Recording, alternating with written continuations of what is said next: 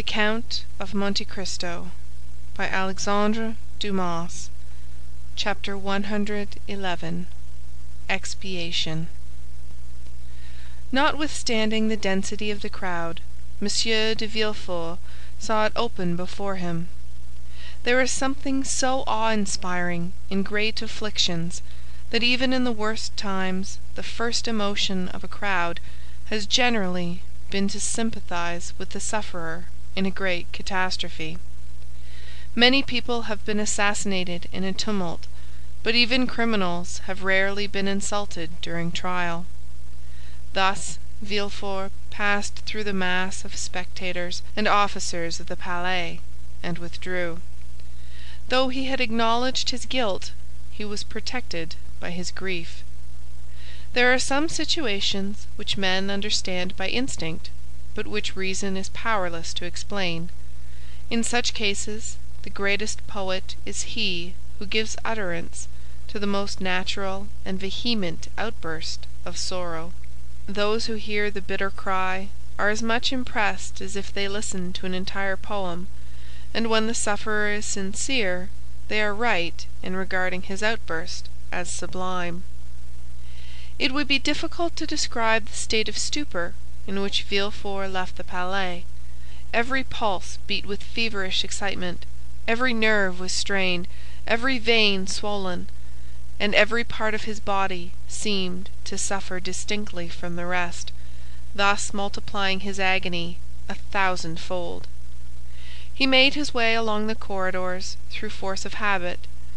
He threw aside his magisterial robe, not out of deference to etiquette, but because it was an unbearable burden, a veritable garb of Nessus, insatiate in torture. Having staggered as far as the Rue Dauphine, he perceived his carriage, awoke his sleeping coachman by opening the door himself, threw himself on the cushions, and pointed towards the Faubourg Saint-Honoré. The carriage drove on. The weight of his fallen fortunes seemed suddenly to crush him. He could not foresee the consequences. He could not contemplate the future with the indifference of the hardened criminal, who merely faces a contingency already familiar. God was still in his heart. God, he murmured, not knowing what to say.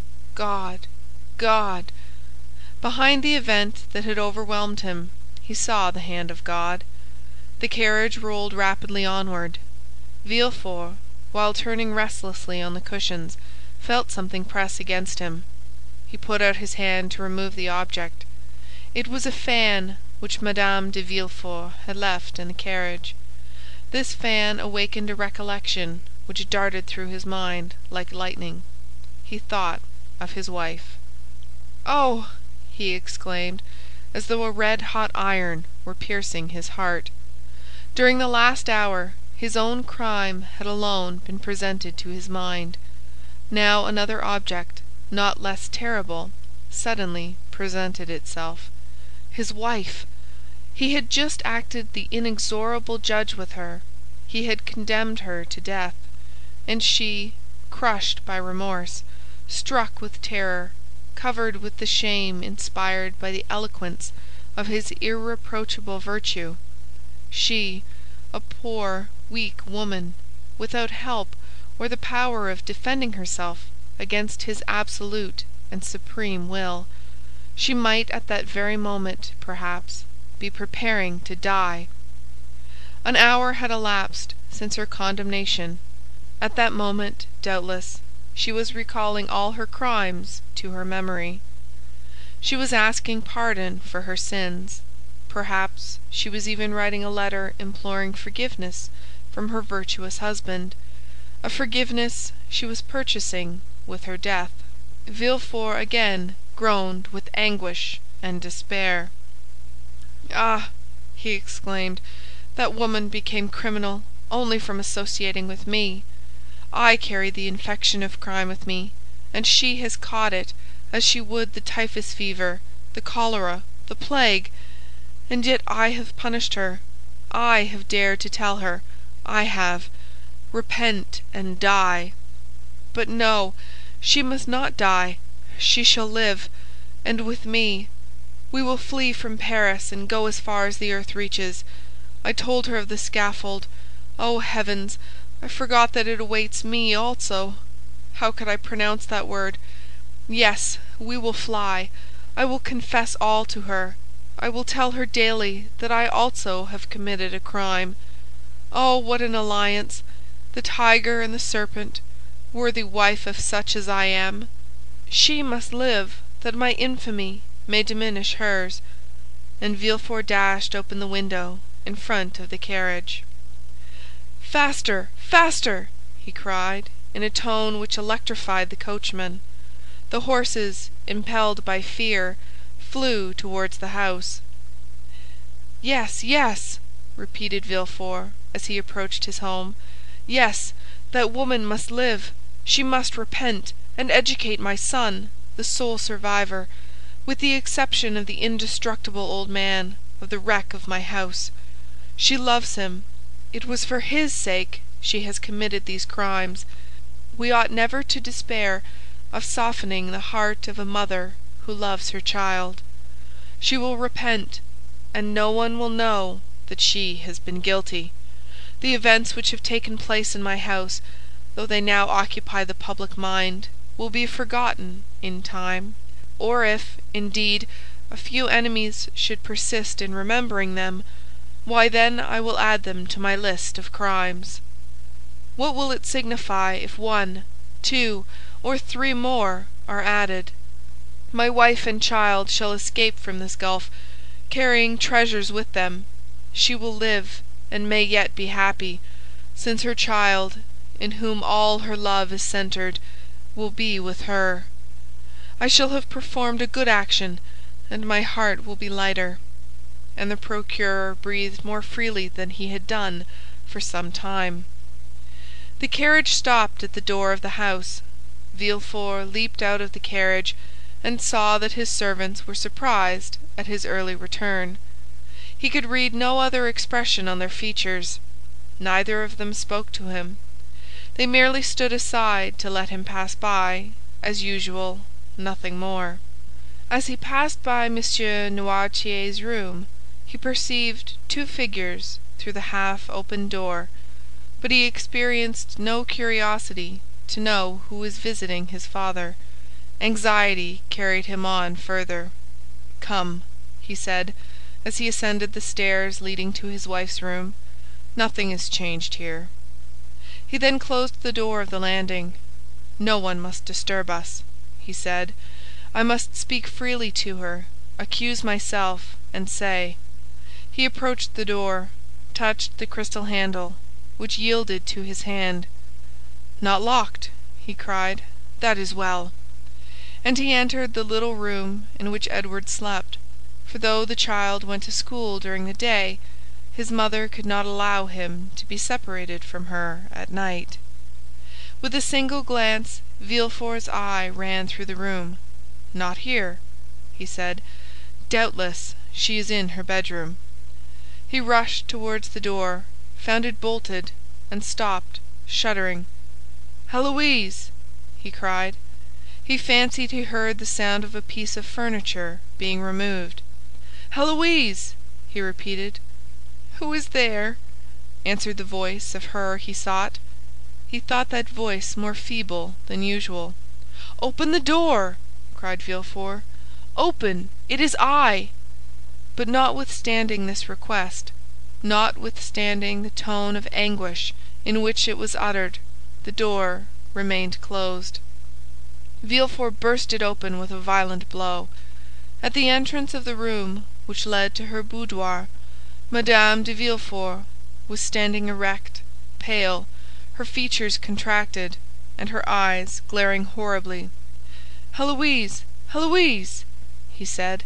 "What is the matter? Speak!" The young woman extended her stiff, white hands towards him.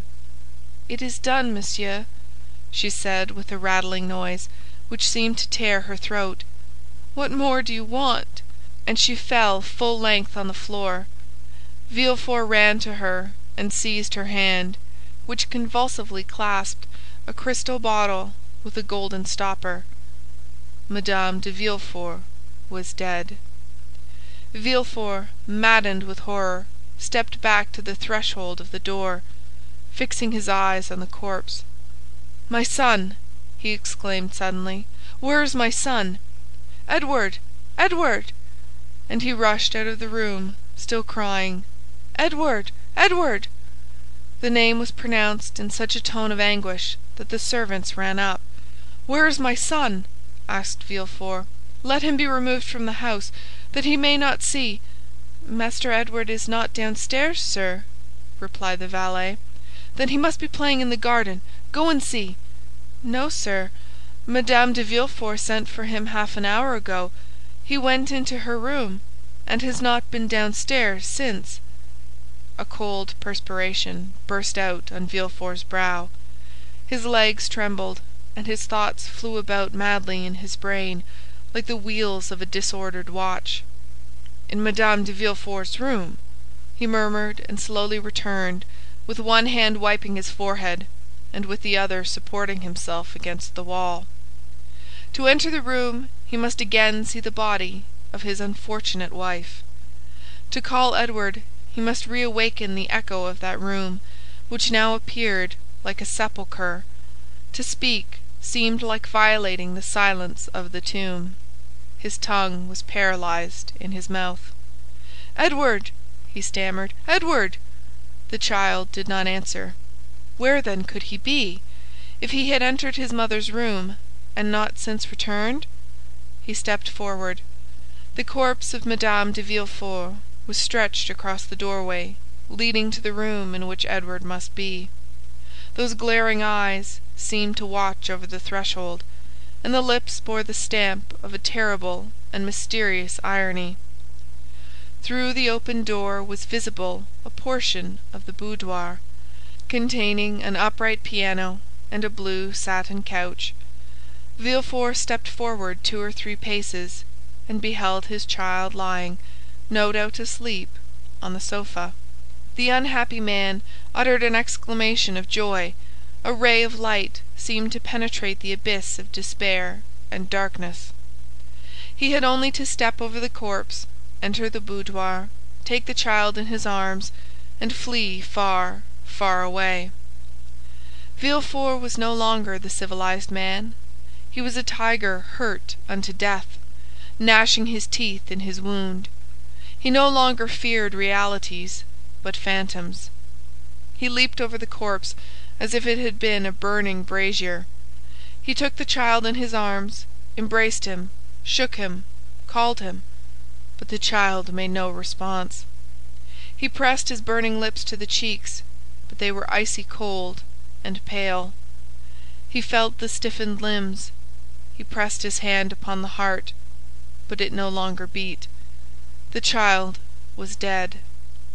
A folded paper fell from Edward's breast.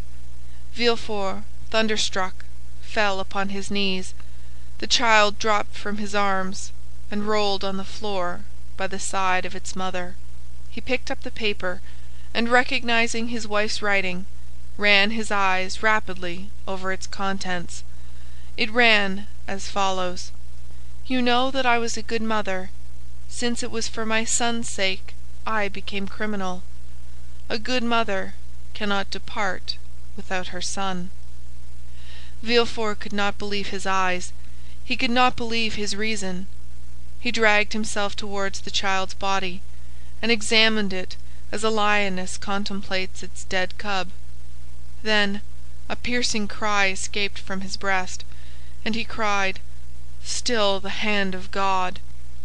The presence of the 2 victims alarmed him. He could not bear solitude shared only by 2 corpses. Until then he had been sustained by rage, by the strength of mind, by despair, by the supreme agony which led the Titans to scale the heavens, and Ajax to defy the gods. He now arose, his head bowed beneath the weight of grief, and, shaking his damp, disheveled hair, he who had never felt compassion for anyone determined to seek his father, that he might have someone to whom he could relate his misfortunes, someone by whose side he might weep. He descended the little staircase with which we are acquainted, and entered Noirtier's room. The old man appeared to be listening attentively, and as affectionately as his infirmities would allow, to the Abbé Busoni, who looked cold and calm as usual. Villefort, perceiving the abbé, passed his hand across his brow. He recollected the call he had made upon him after the dinner at Auteuil, and then the visit the abbé had himself paid to his house on the day of Valentine's death. "You here, sir!" he exclaimed. "Do you, then, never appear but to act as an escort to death?" Busoni turned around, and perceiving the excitement depicted on the magistrate's face, the savage luster of his eyes, he understood that the revelation had been made at the assizes. But beyond this he was ignorant. "I came to pray over the body of your daughter." "And now why are you here?" "I come to tell you that you have sufficiently repaid your debt, and that from this moment I will pray to God to forgive you, as I do." "Good heavens!" exclaimed Villefort, stepping back fearfully. "Surely that is not the voice of the Abbé Busoni." "No." The abbé threw off his wig, shook his head, and his hair, no longer confined, fell in black masses around his manly face. "It is the face of the Count of Monte Cristo!" exclaimed the procureur, with a haggard expression. "You are not exactly right, Monsieur Procureur. You must go farther back. That voice, where did I first hear it?" "You heard it for the first time at Marseilles, 23 years ago, the day of your marriage with Mademoiselle de Saint Méran. Refer to your papers." "You are not Busoni? You are not Monte Cristo? Oh, heavens! You are, then, some secret, implacable, and mortal enemy. I must have wronged you in some way at Marseilles. Oh, woe to me! Yes, you are now on the right path," said the count, crossing his arms over his broad chest. "Search, search." "But what have I done to you?" exclaimed Villefort, whose mind was balancing between reason and insanity, in that cloud which is neither a dream nor reality. "What have I done to you? Tell me, then! Speak!" "You condemned me to a horrible, tedious death. You killed my father. You deprived me of liberty, of love, and happiness." "Who are you, then? Who are you?" "I am the spectre of a wretch you buried in the dungeons of the Château d'If. God gave that spectre the form of the Count of Monte Cristo when he at length issued from his tomb, enriched him with gold and diamonds, and led him to you." "Ah, I recognize you! I recognize you!" exclaimed the king's attorney.